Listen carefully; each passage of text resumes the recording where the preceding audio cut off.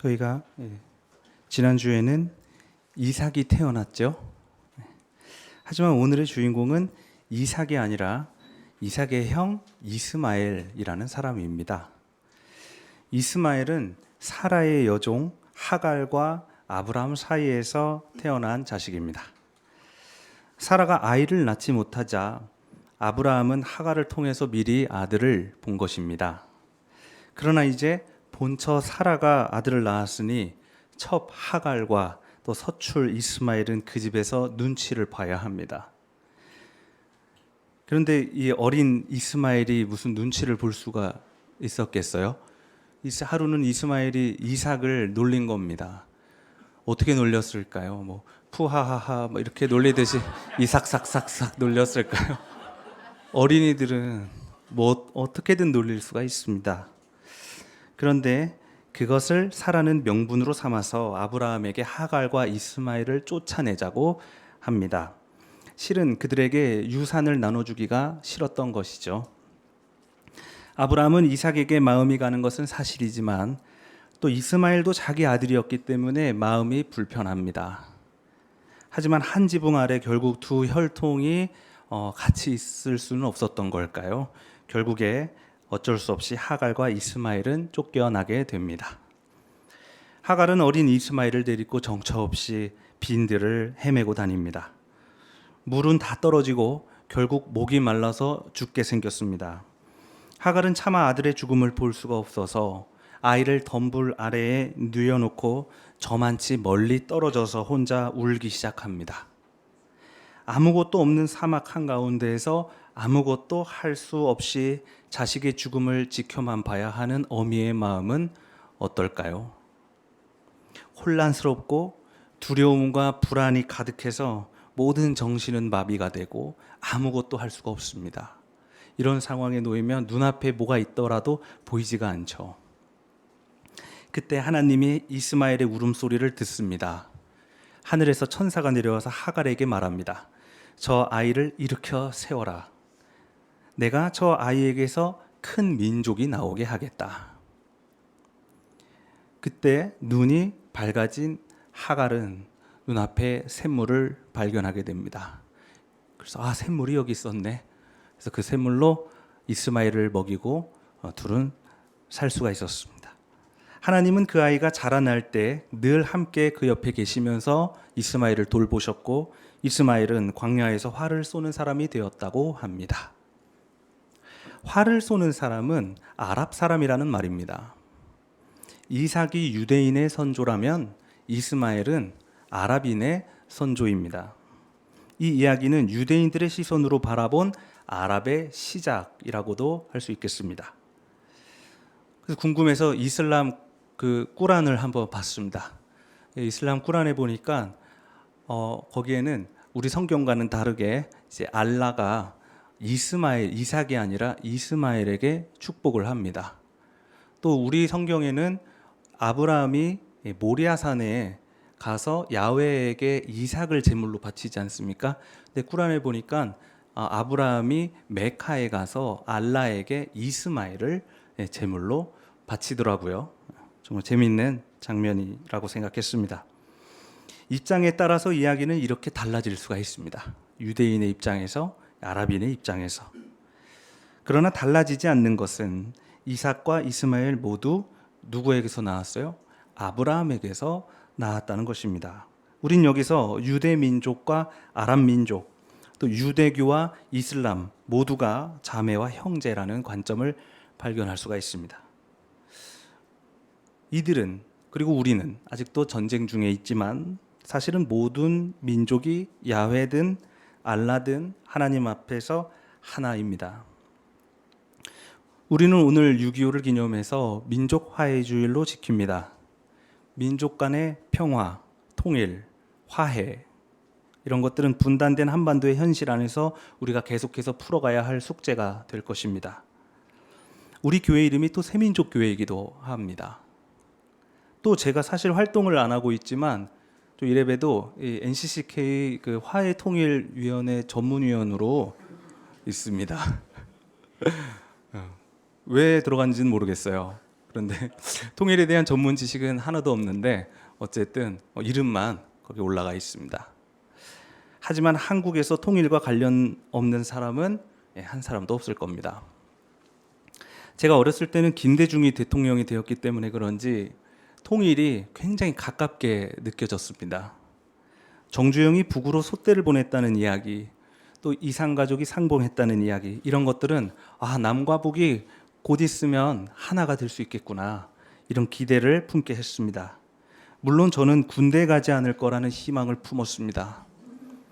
그러나 갔고 현진이도 가 있고 우진이도 갈 것 같습니다.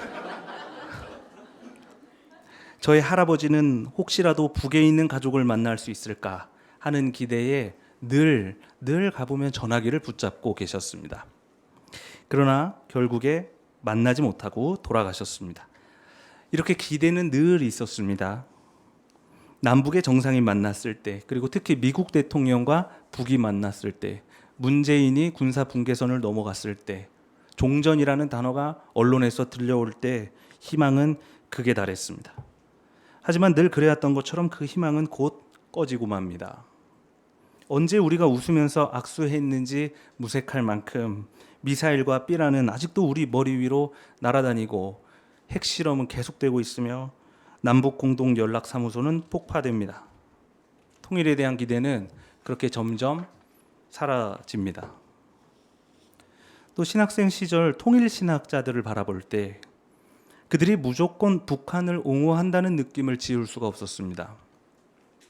북한 독재 정권의 반인권적인 행태에 대해서는 남한의 인권 문제부터 해결하라고 했습니다.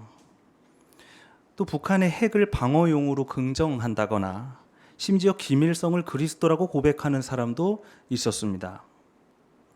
탈핵운동, 평화운동, 인권운동을 지지하면서 북한의 그런 것들은 인정해야 한다는 논리가 설득력을 잃을 수밖에 없는 것은 어쩌면 당연한 일 아니겠습니까? 또 남과 북이 혈통적으로 한민족이기 때문에 통일이 우선되어야 한다는 한국 민족주의 운동은 이미 다양한 사람들이 어울려서 사회를 구성하고 있는 이 대한민국 사회에서 또 다른 폭력을 낳기도 합니다.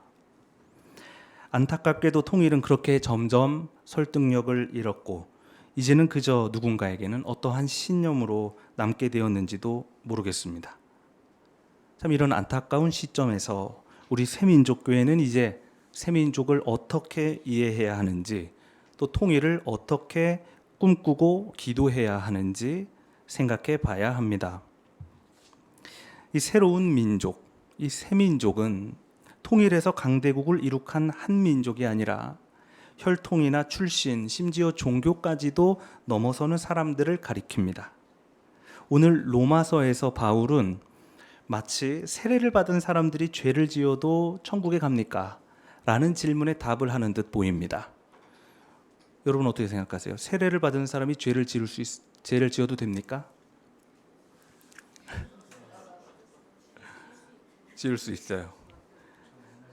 그러나 바울은 오늘 세례받은 사람들이 죄를 지을 수 없다고 답합니다. 세례를 받았다는 것은, 즉 내가 새민족이 됐다는 것은 죄에서 죽었기 때문에 이제 도저히 죄 가운데서 살아갈 수 없는 것, 하루하루를 영원한 생명을, 부활의 삶을 살아간다는 것을 의미한다고 얘기하고 있습니다. 그런데 그동안 한국교회는 이 죄에 대해서 술, 담배 혹은 좌파 사상 이런 것들로 오역했습니다. 하지만 죄 가운데서 산다는 것은 단순히 그런 것들이 아니죠. 당시에 죄 가운데서 산다는 것은 권력과 제국에게 부역하는 삶이었을 겁니다. 그놈의 이데올로기가 뭔지, 남과 북이 갈리고 서로에게 겨눈 총칼 사이에서 쌀 몇 가마 때문에 형제 자매를 팔아먹어야 했던 1950년대처럼 군부와 남영동이 두려웠는지, 아니면 내 가족의 안전이 걱정됐는지 민주화를 외치던 친구들을 빨갱이라고 팔아넘기기도 했던 1980년대처럼, 또는 해외 미디어 파일을 소지한 이웃을 감시하고 색출하고 그렇게 해서 당국에 고발하는 북한의 2023년처럼, 당시에 예수 그리스도를 믿는다는 것 또한 그런 위험을 감내해야 하는 것이었습니다. 그리스도인이라는 것이 밝혀지면 하갈과 이스마엘이 빈들로 쫓겨난 것처럼 유대 사회 밖으로 쫓겨나야 했습니다. 또는 로마의 십자가에 달려야만 하기도 했습니다. 많은 이들이 어둠 속으로 숨었습니다. 복음은 귓속말 안에서 속삭이기만 했습니다. 권력과 대중 앞에서 예수를 부인해야 했습니다. 로마가 평화를 만드는 시대, 그리스도인들에게는 공포의 시대입니다. 오늘 두려움에 떠는 이 그리스도인들에게 예수께서 굉장히 강하게 말씀하십니다. 두려워하지 마라. 내가 너희에게 어두운 데서 말하는 것을 너희는 밝은 데서 말해라. 너희가 귓속말로 듣는 것을 지붕 위에서 외쳐라. 몸은 죽일지라도 영혼은 죽이지 못하는 이들을 두려워하지 말아라. 하나님이 저 작은 참새도 기르시는데 하물며 너희라고 돌보지 않으시겠느냐. 이 예수의 말씀은 마치 하나님께서 너무나 두려운 나머지 눈앞에 샘물도 찾지 못하는 하갈에게 주신 말씀과도 같습니다. 내 안에 공포가 들어서는 순간 모든 신경이 마비가 된다고 했습니다. 눈앞에 샘물도 찾지 못하는 상황이 되는 것이죠. 정신을 차리지 못하고 어리석은 판단을 내리게 됩니다. 친구를 팔거나 형제 자매끼리 싸우는 그런 죄를 짓기도 합니다. 그때 하나님이 하갈의 마음을 잡아주잖아요. 두려워하지 말아라. 이스마엘 안 죽는다. 두려워할 거 없다. 이스마엘 안 죽으니까 빨리 정신 차리고 눈앞에 샘물 찾으란 말이야. 그제 하갈이 샘물을 발견하지 않습니까? 마찬가지입니다. 두려워하지 말아라. 참새도 기르시는 하나님이 너희를 그냥 두지 않으신다. 그제야 서로가 보이고 서로를 지키고 또 서로를 붙들게 되는 것입니다. 이 말씀은 개인적으로 제가 목사 후보생 시절 가장 많이 품었던 말씀이기도 합니다. 교수들에게 맞서야 할 때, 또 보수적인 교회의 담임 목사님에게 맞서야 할 때, 또 노예에 맞서야 할 때, 저는 스스로 이 말씀을 주문처럼 되뇌었습니다. 참새도 기르신다. 참새도 기르신다. 한번 따라해 볼까요? 참새도 기르신다. 네, 참새도 기르신다. 이렇게 기도하면요, 제 안에 어디선가 누군가에게도 맞설 수 있는 용기와 지혜가 나오는 듯 했습니다. 여러분 혹시 이런 두려운 상황에 놓일 때 이 주문을 잊지 않고 이 기도를 잊지 않고 되뇌시길 바랍니다. 뭐라고요? 참새도 기르신다. 많은 목사 후보생 동기들이 저와 운동하는 일을 포기했습니다. 두렵기 때문입니다. 황푸아랑 같이 하면 두렵기 때문입니다. 동성애 얘기를 꺼내면 이단으로 정죄가 될까봐, 교단과 교회에서 쫓겨날까봐, 생계의 위협을 받을까봐. 근데 주님께서 참새도 기르시는데 저를 그냥 두시겠습니까?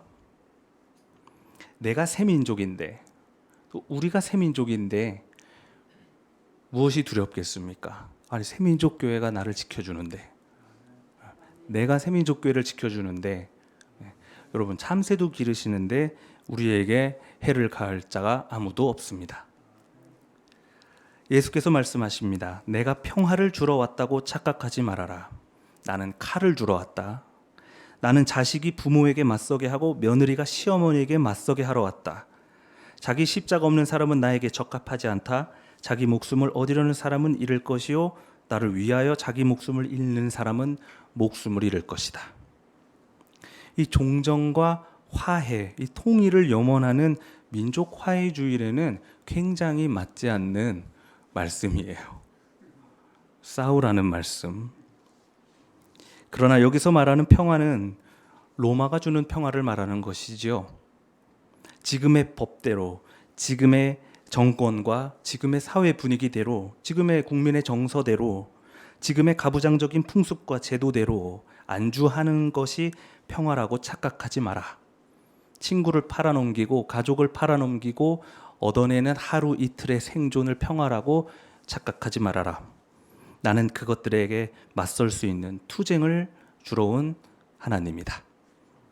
사랑하는 교우 여러분, 어느 때보다 전쟁을 멈추고 화해와 통일을 이뤄내야 하는 지금, 우리는 더더욱 모든 폭력과 불평등에 맞서서 투쟁합시다.